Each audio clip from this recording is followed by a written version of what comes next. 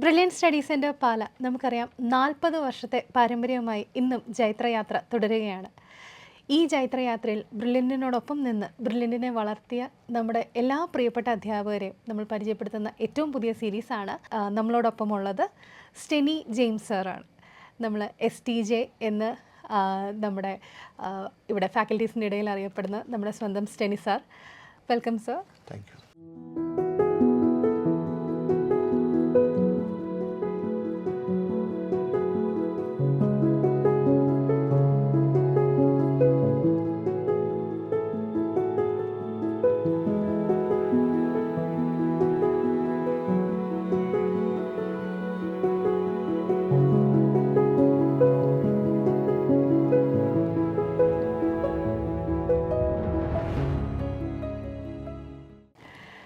സ്റ്റെനി സാറിന് എല്ലാവർക്കും വളരെ പരിചിതമായിട്ടുള്ളൊരു മുഖമാണ് അല്ലേ? നമ്മുടെ ജെനറ്റിക്സിൻ്റെ തലതൊട്ടപ്പൻ എന്ന് നമുക്ക് വിശേഷിപ്പിക്കാൻ പറ്റുന്ന നമ്മുടെ സ്വന്തം സ്റ്റെനി സാർ.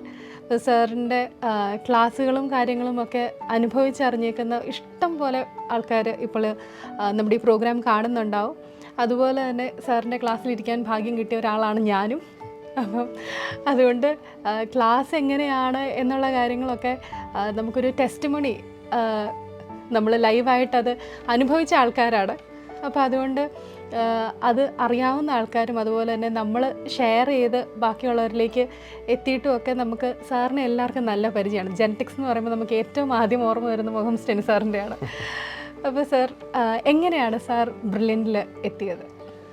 ഞാൻ പഠിച്ചത് പാലായിൽ തന്നെ സെൻറ് തോമസ് കോളേജിലാണ്. സെൻറ് തോമസ് കോളേജിൽ എൻ്റെ ഒപ്പം പഠിപ്പിച്ച ഒരു സാറുമാരിപ്പോൾ ഇവിടെ ഉണ്ട്. അപ്പോൾ സെൻറ് തോമസ് കോളേജിൽ പഠിച്ചു കഴിഞ്ഞ് ഭാഗ്യവശാൽ എനിക്ക് ആ കോളേജിൽ തന്നെ 2 വർഷം പഠിപ്പിക്കാൻ അവസരം കിട്ടി. ഞാൻ സെൻറ് തോമസ് കോളേജിൽ പഠിപ്പിച്ച് 2 വർഷം. അത് കഴിഞ്ഞാണ് എനിക്ക് ടീച്ചിങ്ങിനോട് കൂടുതൽ പാഷൻ ഉണ്ടായിരുന്നു. അപ്പം കോളേജിലെ കരിക്കുലമൊക്കെ വളരെ കൺസൈസാണ്. നമ്മൾ കുറച്ചും കൂടെ ഡെപ്തിൽ കുറച്ചും കൂടെ ബ്രോഡായിട്ടൊക്കെ പഠിപ്പിക്കണമെങ്കിൽ നമ്മൾ കുറച്ചും കൂടെ പ്രൈവറ്റ് ഫീൽഡിലേക്ക് തന്നെ ഇറങ്ങണം. അപ്പോൾ അങ്ങനെയാണ് ഞാനൊരു 20 years ബാക്ക് എറണാകുളത്ത് ടൈം എന്ന് പറഞ്ഞൊരു ഇൻസ്റ്റിറ്റ്യൂട്ട് ഉണ്ടായിരുന്നു. അത് മാനേജ്മെൻറ്റ് ഇൻസ്റ്റിറ്റ്യൂട്ടാണ്. അപ്പോൾ അവിടെ ഇങ്ങനെ MBA എല്ലാ ടൈപ്പ് കോച്ചിങ് ഉണ്ട്. അപ്പോൾ അവിടെയാണ് ഞാൻ ആദ്യമേ ജോയിൻ ചെയ്യുന്നത്. അവിടെ ഞാനൊരു 3 വർഷം അവിടെ ജോയിൻ ചെയ്തു. അതായിരുന്നു ശരിക്കും എനിക്കൊരു ബേസ് എന്ന് പറയുന്നത്. കാരണം അവിടെ ഇങ്ങനെ മെറ്റീരിയൽ വർക്കും ഒക്കെ ആയിട്ട് പല പല സ്റ്റേറ്റുകളുടെ ഉണ്ട്. അപ്പോൾ അവിടെ നിന്നാണ് പിന്നെ ഞാൻ ഒരു 2004 ഞാൻ ബ്രില്യൻറ്റിലേക്ക് വരുന്നത്. ഇപ്പം ഒരു 19-20 വർഷമായെന്ന് വേണം പറയാം. 20ാം വർഷത്തിലാണ് ഞാനിപ്പോൾ. അങ്ങനെ യാദൃശ്ചികമെന്ന് പറയത്തില്ല, എങ്കിലും ശരിക്കും ഇച്ചിരി യാദൃശ്ചികമാണ്. പിന്നെ ടീച്ചിങ് ആയിരുന്നു എൻ്റെ പാഷൻ. അപ്പം ഞാൻ ബ്രില്യൻറ്റിലേക്ക് വന്നു. അതിൻ്റെ ഇടയ്ക്ക് എനിക്ക് വേറെ ഒരുപാട് ഓപ്ഷൻസുകളൊക്കെ വേറെ വന്നാലും എനിക്ക് ടീച്ചിങ് എനിക്ക് ഭയങ്കര ഇഷ്ടമായിരുന്നു. ശരിക്കും എന്നെ ഇങ്ങോട്ട് വെൽക്കം ചെയ്ത് ശരിക്കും പറഞ്ഞാൽ ജോർജ് സാറാണ്. ജോർജ് സാറിന് എനിക്ക് ഭയങ്കര കടപ്പാടുണ്ട്. പിന്നെ സ്റ്റീഫൻ സാറ് എല്ലാവരും. അപ്പം ജോർജ് സാറ് വഴിയാണ് ബ്രില്യൻറ്റിലേക്ക് വരുന്നത്. പിന്നെ ഞാനിവിടെ വന്ന് ഞാൻ വരുന്ന സമയത്ത് നമ്മുടെ ബ്രില്യൻറ്റ് ഇങ്ങനെ ഡെവലപ്പ് ചെയ്തുകൊണ്ടിരിക്കുവാണ്. നമ്മുടെ നമ്മുടെ മുത്തോലി ക്യാമ്പസ് പോലും A ബ്ലോക്ക് പോലും ആയി വരുന്നേ ഉള്ളൂ. അപ്പോൾ അന്നേരം ഇവിടെ ടീച്ചേഴ്സൊക്കെ വളരെ കുറവായിരുന്നു.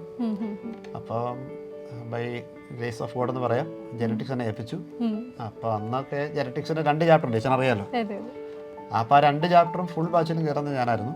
കാരണം അന്ന് അധികം ബാച്ചില്ല. പിന്നെ ഓരോ വർഷം ചില നമ്മുടെ ബാച്ച് കൂടി വരുന്നത് നമ്മുടെ ട്രെമൻഡസ് വർക്കിലൂടെ പിന്നെ നമ്മുടെ ജെനറ്റിക്സിലേക്ക് അങ്ങോട്ട് അലിഞ്ഞു ചേർന്നെന്ന് പറയാം. പിന്നെ അതുകൂടാതെ വേറെ പല ചാപ്റ്ററുകളിലൂടെ. അപ്പോൾ അതുകൊണ്ട് ബ്രില്യൻറ്റ് ശരിക്കും എൻ്റെ ഒരു കളിത്തൊട്ടിലാണ്. എന്താ പറയുന്നത്, ഇപ്പോൾ പറയാൻ വാക്കുകളില്ല. ശരി, I M enjoying the teaching in brilliant. ശരിക്കും നമ്മുടെ ഒരു വർക്കിൻ്റെ ഏറ്റവും വലിയ കാര്യം എന്ന് പറയുന്നത് സാറ്റിസ്ഫാക്ഷനാണ്, ജോബ് സാറ്റിസ്ഫാക്ഷൻ. അത് നമ്മൾ ഇൻട്രാക്ഷൻ വഴി കിട്ടുന്നൊരു വലിയ കാര്യമാണ്. അപ്പോൾ ആ സാറ്റിസ്ഫാക്ഷൻ എന്ന് പറഞ്ഞാൽ നമ്മൾ എക്സ്പീരിയൻസ് ചെയ്യുന്ന കുറേ സ്കില്ലുകളൊക്കെ അതിനകത്തുണ്ട്. അപ്പോൾ അത് ബെസ്റ്റായിട്ട് ഇവിടെ കിട്ടുന്നുണ്ട്. അതുകൊണ്ട് ഐ എം ഫുള്ളി ഹാപ്പി. സാറിൻ്റെ വാക്കുകളിൽ നിന്ന് തന്നെ നമുക്ക് അത് മനസ്സിലാവുന്നുണ്ട്. സാർ എത്രമാത്രം എൻജോയ് ചെയ്താണ് അല്ലെങ്കിൽ എത്രമാത്രം സാറ്റിസ്ഫൈഡ് ആയിട്ടാണ് സാറിൻ്റെ ഈ ഒരു ജോബിനെ കൊണ്ടുപോകുന്നത് എന്നുള്ളത്.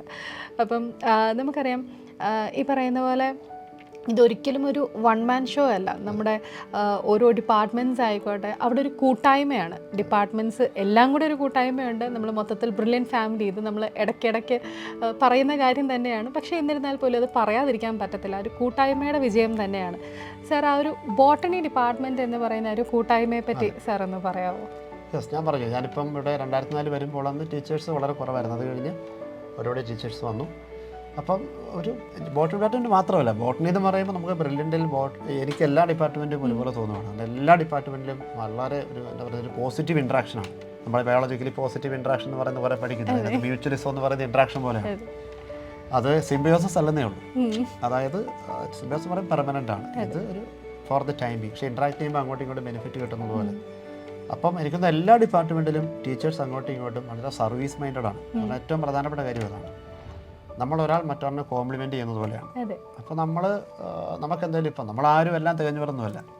ഇപ്പോൾ ഞാനിപ്പോൾ ജെനറ്റിക്സ് എടുക്കുന്നുണ്ട്, മോർഫോളജി, ഏതെടുത്താലും എല്ലാം അറിയാവുന്ന ഒരാളൊന്നും ഞാനല്ല, അങ്ങനെയൊന്നും ഞാൻ പറയല്ല. അപ്പോൾ നമുക്ക് എന്തെങ്കിലും ഡൗട്ട് വരുമ്പം വേറെ ആളോട് ചോദിക്കാൻ നമ്മൾ വളരെ ഫ്രീ ആണ്. അപ്പോൾ അവരിങ്ങോട്ട് സഹായിക്കാൻ വളരെ ഫ്രീ ആണ്. അപ്പം അങ്ങനെ ഒരു എന്താ പറയുന്ന ഒരു ഫ്രണ്ട്ലി എൻവയോൺമെൻ്റ് ആണ് ബ്രില്യൻറ്റിൽ കിട്ടുക. അപ്പോൾ അതിൻ്റെ സക്സസ് ആണ് നമുക്ക് ഓരോ വർഷങ്ങളിലും കിട്ടുന്ന റിസൾട്ട് എന്ന് പറയുന്നത്. അതായത് എനിക്ക് തോന്നുന്നു നമ്മളിപ്പം റിസൾട്ട് വന്നു കഴിയുമ്പം അല്ലെങ്കിൽ പരീക്ഷ കഴിയുമ്പോൾ നമ്മൾ ഒരു കീ ഒക്കെ പബ്ലിഷ് ചെയ്താൽ നമ്മളെ കീ പബ്ലിഷ് ചെയ്യുന്നത് എല്ലാവരോടും ചർച്ച ചെയ്തിട്ടാണ്, അല്ലാതെ ഒരാളിൻ്റെ ഒരു അഭിപ്രായമല്ല. അതുകൊണ്ട് നമ്മൾ കീ പബ്ലിഷ് ചെയ്താൽ അത് കീ ആണ്, ആ കീ മാറാറില്ല. അപ്പോൾ നമ്മൾ അത്രയും കോൺഫിഡൻസ് ആയിട്ട് ചെയ്യുന്നത് നമ്മൾ എല്ലാവരോടും ചർച്ച ചെയ്ത് കിട്ടുന്ന ഇൻഫർമേഷൻ അവരിലേക്ക് എത്തിക്കുന്നതുകൊണ്ടാണ്. തന്നെയുമല്ല നമ്മളിപ്പോൾ ക്ലാസ് ഒക്കെ എടുക്കുമ്പോൾ ഇപ്പോൾ പല പല സെൻറ്ററുകളിൽ പഠിപ്പിക്കുന്ന ടീച്ചേഴ്സ് ഉണ്ട്. അപ്പോൾ എല്ലാ സെൻറ്ററിലും സ്റ്റുഡൻസിൻ്റെ റെസ്പോൺസ് ഒന്നും ഒരുപോലെ ആയിരിക്കണമെന്നില്ല, അവരുടെ ബാക്ക്ഗ്രൗണ്ട് ഒരുപോലെ ആയിരിക്കണമെന്നില്ല. അപ്പോൾ അതുകൊണ്ട് ഒരു സെൻറ്ററിൽ പഠിപ്പിച്ചൊരു സാറ് അവിടെ കഴിഞ്ഞിട്ട് നമ്മുടെ സെൻറ്ററിലേക്ക് വരുമ്പോൾ അവരുടെ എക്സ്പീരിയൻസ് നമ്മളോട് ഷെയർ ചെയ്യും, ഇവിടുത്തെ എക്സ്പീരിയൻസ് അവരോട് ഷെയർ ചെയ്യും. അപ്പോൾ നമുക്ക് കിട്ടുന്ന ഒരു കുറേ പോസിറ്റീവ് ചിന്തകളുണ്ട്, കുറച്ച് പുതിയ ഐഡിയാസുകൾ, അതാണ് നമ്മൾ ക്ലാസ്സിലേക്ക് ഇൻകോപ്പറേറ്റ് ചെയ്യും. അപ്പോൾ നമ്മൾ വളരെ കോപ്പറേറ്റീവാണ്. അപ്പോൾ ശരിക്കും പറഞ്ഞാൽ ഒരു ടീം വർക്കാണ്. പക്ഷെ അതാ ഞാൻ പറഞ്ഞത് ബോട്ടണിക്ക് മാത്രമല്ല. അപ്പോൾ ബോട്ടണി ഡിപ്പാർട്ട്മെൻറ്റിൻ്റെ കാര്യം പറയുമ്പോഴും എൻ്റെ മനസ്സിലേക്ക് വരുന്നത് ഇവിടുത്തെ എല്ലാ ഡിപ്പാർട്ട്മെൻറ്റുകളാണ്, എല്ലാ ഡിപ്പാർട്ട്മെൻറ്റും ഒരുപോലെയാണ്. അപ്പോൾ അതുകൊണ്ട് ബോട്ടണിയിൽ ആയിരിക്കുമ്പോൾ വളരെ നല്ല ഇൻട്രാക്ഷനാണ്, നല്ലൊരു എന്താ പറയുന്നത് അങ്ങോട്ടും ഇങ്ങോട്ടും കോപ്പറേറ്റീവാണ്. ശരിക്കും അങ്ങനെ വേണം. നമ്മൾ ശരിക്കും അങ്ങോട്ടും ഇങ്ങോട്ടും ചോദിച്ച് പറഞ്ഞ് വേണം പഠിക്കാൻ. തന്നെയല്ല നമ്മളിങ്ങനെ ഇൻട്രാക്ട് ചെയ്യുമ്പോൾ നമ്മൾ സ്വയം പഠിക്കുവാണ്. ടീച്ചിങ്ങിന് ഏറ്റവും വലിയ ഒരു പ്ലസ് പോയിന്റ് എന്ന് നമുക്ക് വീണ്ടും വീണ്ടും പഠിക്കാൻ സാധിക്കുന്നുള്ളതാണ്. നമ്മുടെ പഠിത്തം ഒരിക്കലും അവസാനിക്കുന്നില്ല. ഞാനിപ്പോഴും റോൾ മോഡലായിട്ട് ക്ലാസ്സിൽ പോലും പിള്ളേരോട് ചിലപ്പോൾ പറയാറുണ്ട് APJ അബ്ദുൽ കലാമിനെ പറ്റി. എന്തൊരു എന്തൂസിയാസമാണ്. അതായത് എപ്പോഴും കൂടുതൽ അറിയാനുള്ള ഒരു ക്യൂരിയോസിറ്റി. അപ്പോൾ ആ ഒരു ക്യൂരിയോസിറ്റി ഉള്ളതുകൊണ്ടാണ് നമ്മൾ ഇവിടെ വരുന്ന എല്ലാ ടീച്ചേഴ്സും അറിയാതെ ഡെവലപ്ഡായി വരും. അതാ ഇൻട്രാക്ഷന് വലിയൊരു ഇമ്പാക്റ്റാണ്. അതുകൊണ്ട് ശരിക്കും ബോട്ടണിയിലെ ഇൻട്രാക്ഷൻ ഞാൻ പറയും സൂപ്പർ. എല്ലാ ഡിപ്പാർട്ട്മെൻറ്റും അങ്ങനെയാണ്. ഞങ്ങളും വളരെ പോസിറ്റീവായിട്ടാണ് എല്ലാവരും. അവിടെ ജൂനിയർ സീനിയർ സെപ്പറേഷൻ ഒന്നുമില്ല, റിട്ടയർഡ് ഹാൻഡ്സ് ഒന്നുമില്ല. അപ്പോൾ ഇവിടെ വരുമ്പോൾ ഏറ്റവും വലിയ പ്ലസ് പോയിന്റ് അതാണ്. പല ഏജിലുള്ള ആൾക്കാർ ഒരുമിച്ച് വർക്ക് ചെയ്യുവാണ്. അപ്പോൾ അതൊരു വലിയൊരു അലുമിനി പോലെയാണത്.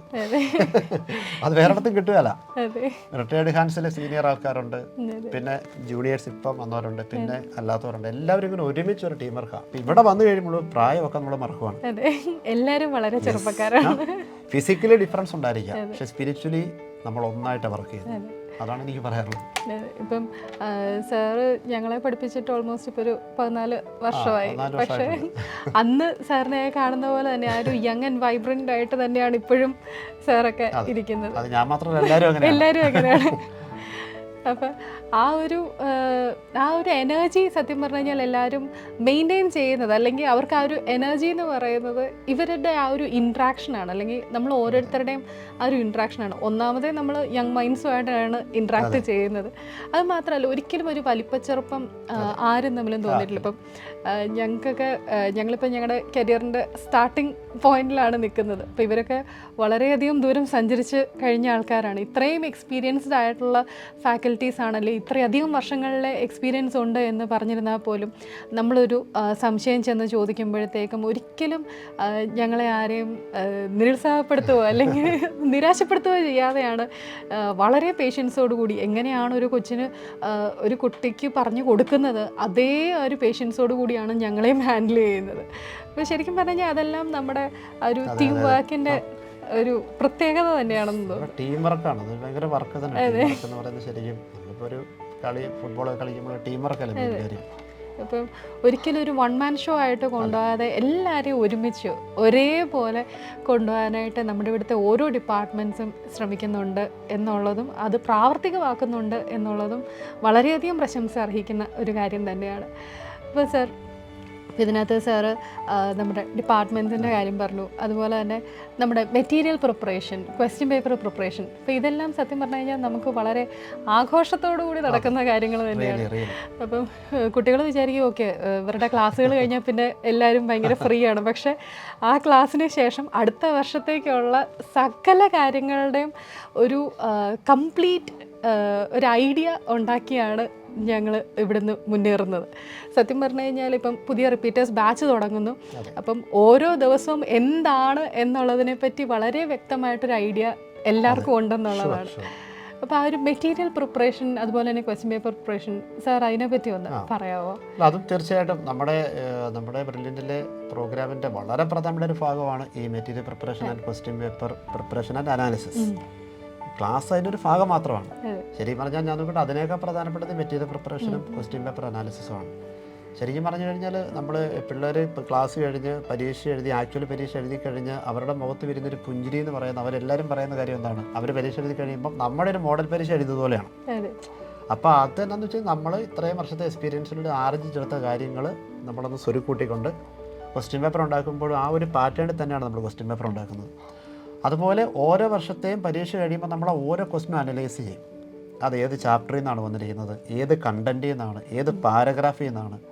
അപ്പം അതൊരു 5-6 വർഷത്തെ നമ്മൾ കമ്പയർ ചെയ്യുമ്പോൾ നമുക്ക് അറിയാം ഇന്ന ചാപ്റ്ററിൽ ഏതാണ് കൂടുതൽ പ്രധാനപ്പെട്ട ഭാഗം, ഏതാണ് കൂടുതൽ പ്രധാനപ്പെട്ടത്. അപ്പോൾ ആ ഭാഗത്തിന് പ്രാധാന്യം കൊടുത്തുകൊണ്ട് നമ്മൾ മെറ്റീരിയൽ ഉണ്ടാക്കും. അപ്പം മെറ്റീരിയൽസ് ഉണ്ടാക്കുമ്പോൾ നമുക്കറിയാം ഇപ്പം NCERT ബുക്കിൻ്റെ ഒക്കെ ഇപ്പോഴത്തെ ഒരു പ്രശ്നം എന്ന് പറയുന്നത് ടോപ്പിക് വളരെ കൺസൈസാണ്, വളരെ കണ്ടൻസ്ഡ് ആണ്. അപ്പോൾ അതിനകത്തൊക്കെ പല പല ക്വസ്റ്റ്യൻസ് ആയിട്ടൊക്കെ തന്നെ പറഞ്ഞിരിക്കുന്നത്. അപ്പോൾ ക്വസ്റ്റ്യൻ കിടക്കുമ്പം അതിൻ്റെ എക്സ്പ്ലനേഷൻ നമ്മൾ അപ്പോൾ ആ എക്സ്പ്ലനേഷനാണ് നമ്മൾ മെറ്റീരിയൽസിനകത്തേക്ക് കൊടുക്കുകയാണ്. അപ്പോൾ അതുകൊണ്ട് ഇവർ നമ്മുടെ ക്ലാസ് കഴിഞ്ഞ് NCERT ബുക്ക് വായിച്ചില്ലെങ്കിൽ പോലും നമ്മുടെ മെറ്റീരിയൽ വായിച്ചു കഴിഞ്ഞാൽ അവർ ഫുള്ളി സാറ്റിസ്ഫൈഡ് ആണ്. അപ്പോൾ അതുപോലെ നമ്മൾ അനലൈസ് ചെയ്തിട്ടാണ് മെറ്റീരിയൽ ഉണ്ടാക്കുന്നത്. അപ്പോൾ അത് നമ്മുടെ വലിയൊരു സക്സസ് ആണ്. അപ്പോൾ അതാ ഞാൻ പറഞ്ഞത്, അതൊന്നും ഒരാൾ തന്നെ ചെയ്യുന്ന കാര്യമല്ല, പക്ഷേ ടീം വർക്കാണ്. അപ്പോൾ നമ്മൾ പരീക്ഷ കഴിയുമ്പോൾ നമ്മൾ ക്വസ്റ്റ്യൻ പേപ്പർ കാണുന്നു, അനലൈസ് ചെയ്യുന്നു, ഏത് ചാപ്റ്ററിൻ്റെ ഏത് കണ്ടൻറ്റിൽ നിന്ന് വരിക എന്നറിയുന്നു, അതിൻ്റെ പ്രാധാന്യം നമ്മൾ മനസ്സിലാക്കുന്നു, അതനുസരിച്ച് നമ്മൾ അതെല്ലാം നമ്മൾ മെറ്റീരിയലിലേക്ക് കൊടുക്കുകയാണ്.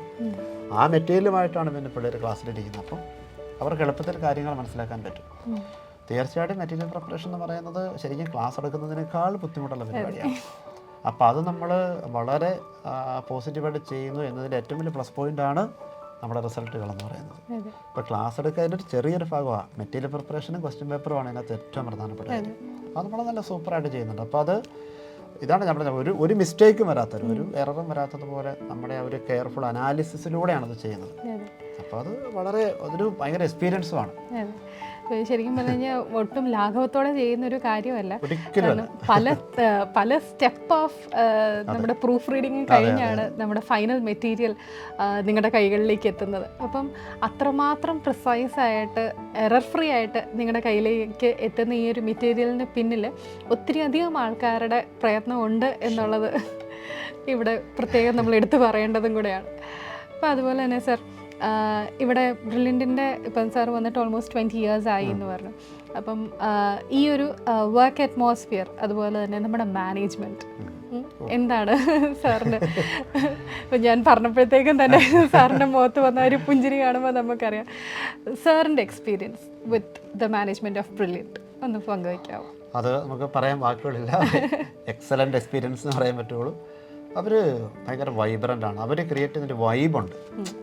അപ്പോൾ അത് നമ്മളിലേക്ക് അങ്ങോട്ട് എത്തുമ്പോൾ പിന്നെ നമുക്ക് ഇവിടെ ചുമ്മാരിക്കാൻ പറ്റില്ല. പിന്നെ പേഴ്സണലി മാനേജ്മെൻറ്റായിട്ട് എനിക്ക് എല്ലാവരുമായിട്ടും ഭയങ്കര ഇൻട്രാക്ഷനാണ്. എല്ലാവരും ഞാൻ പറഞ്ഞല്ലോ, ജോർജ് സാർ വഴിയാണ് ഞാൻ ഇവിടെ വന്ന് എൻട്രി ചെയ്യുന്നത്. പിന്നെ സ്റ്റീഫൻ സാറ്, നമുക്കറിയാലോ, നമുക്ക് ഈ സാധാരണ ശനി ഞായറൊക്കെ ലോങ് ടൈം ബാച്ച് വരുമ്പോൾ നമ്മൾ ഏതെങ്കിലും ഒരു ഡയറക്ടറിൻ്റെ കൂടെ ആയിരിക്കും സാധാരണ, അവരുടെ ഓരോ സെൻറ്റർ ബാച്ചുകളുണ്ട്. അപ്പോൾ ആ നിലയിൽ ഞാൻ കൂടുതലും ശനിയും ഞായറും ഉണ്ടായിരുന്ന സ്റ്റീഫൻ സാറിൻ്റെ കൂടെയാണ്. അപ്പോൾ അങ്ങനെ സ്റ്റീഫൻ സാറുമായിട്ട് എനിക്ക് നല്ല ഇൻട്രാക്ഷനാണ്. പിന്നെ ഇടയ്ക്ക് സന്തോഷ് സാറിൻ്റെ ബാച്ചുകളിൽ വരാറുണ്ട്. പിന്നെ സബാസ് സാർ ഇങ്ങനെ ഫിനാൻസ് മാനേജ്മെൻ്റ് ഒക്കെ ആയിട്ട് നിൽക്കുന്നുണ്ട്, എങ്കിലും സബാസ് സാറുമായിട്ടും അവരെല്ലാം പല പ്രാവശ്യം എൻ്റെ വീട്ടിൽ വന്നിട്ടുണ്ട്. പിന്നെ അവരൊക്കെ വളരെ സപ്പോർട്ടീവാണ്.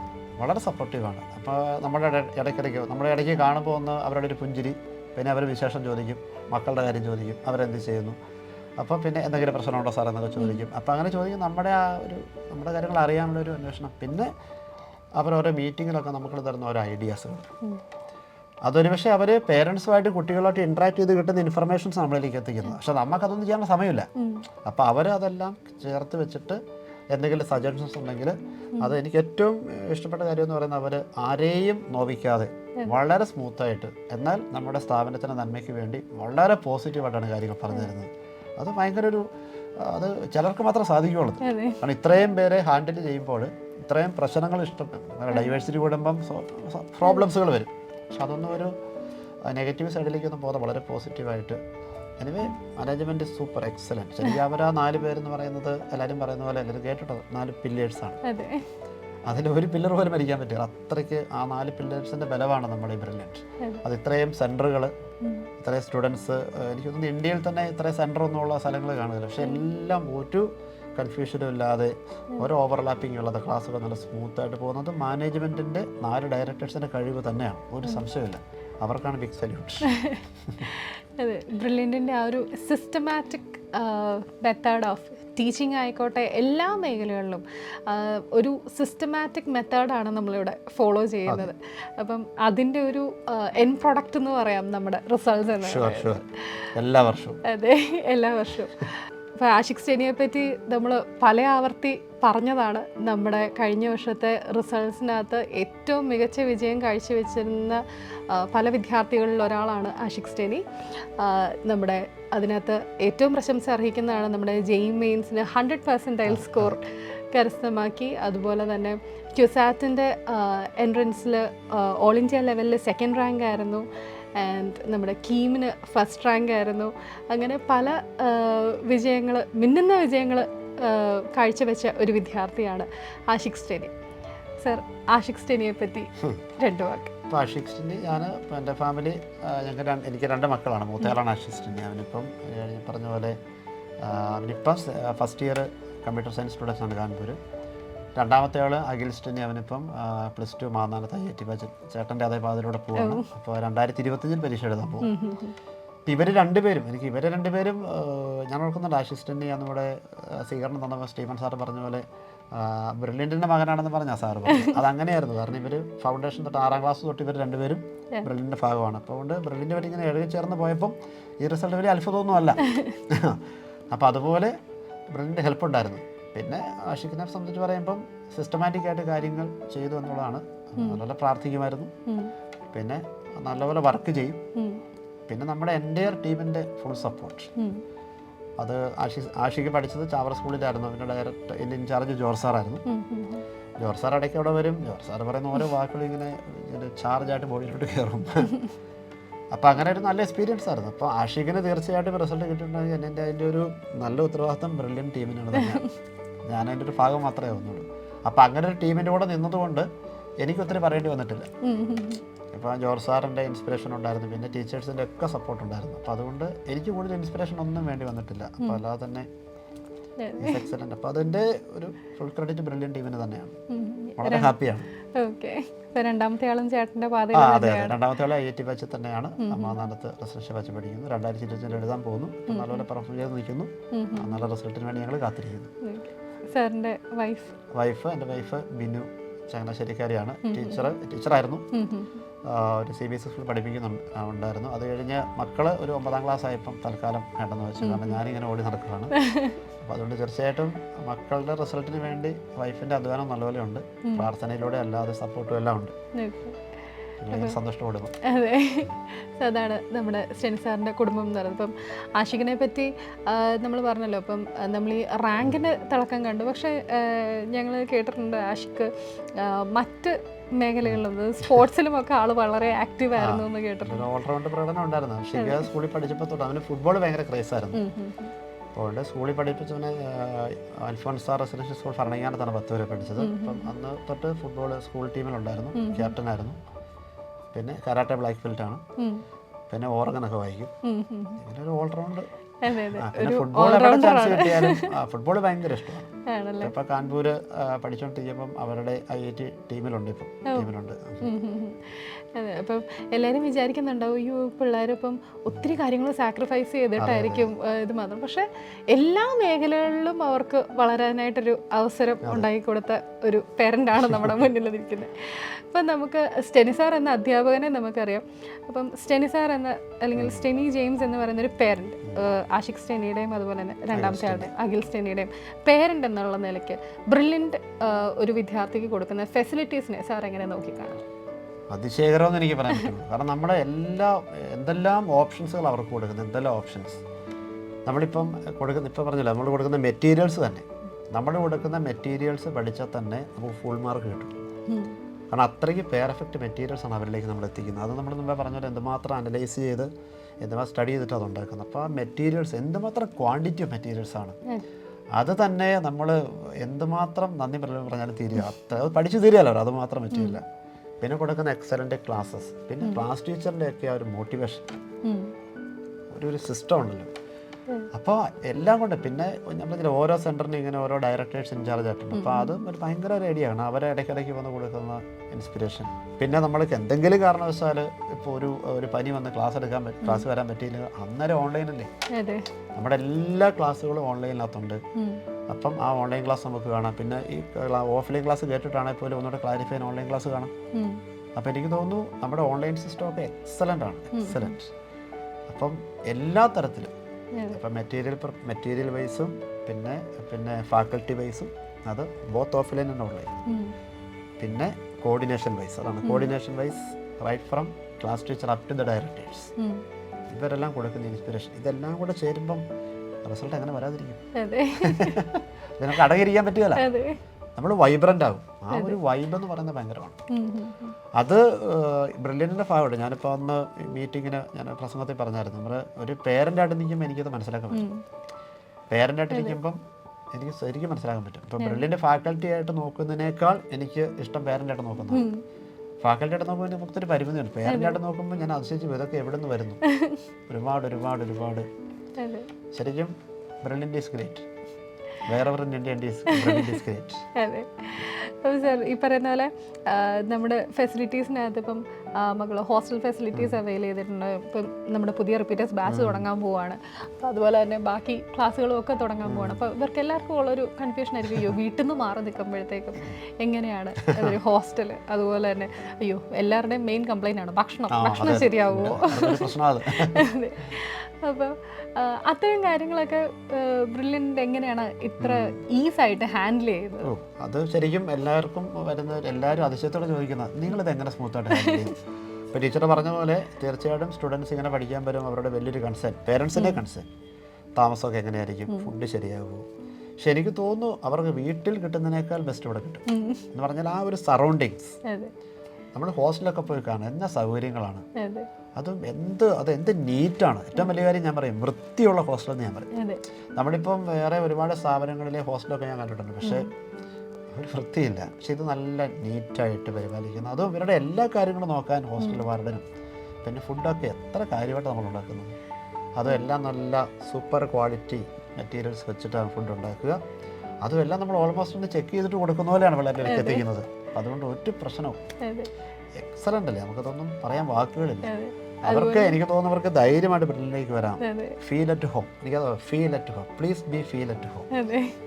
അപ്പം എന്തിനധികം പറയാം, നമ്മുടെ ഡയറക്ടേഴ്സ് പോലും നമ്മുടെ ഇവിടെ നിന്ന് തന്നെയാണ് ഭക്ഷണം കഴിക്കുന്നത്. അവരും അപ്പം എല്ലാവരും ഇപ്പം ഞങ്ങളെല്ലാവരും അതെ, എല്ലാവരും ഇവിടുന്ന് ഭക്ഷണം കഴിക്കുന്ന ആൾക്കാരാണ്. അപ്പം ഭക്ഷണത്തെ പറ്റി ആരും ഒരു കംപ്ലൈൻറ്റ് പറഞ്ഞ് നമ്മൾ കേട്ടില്ല.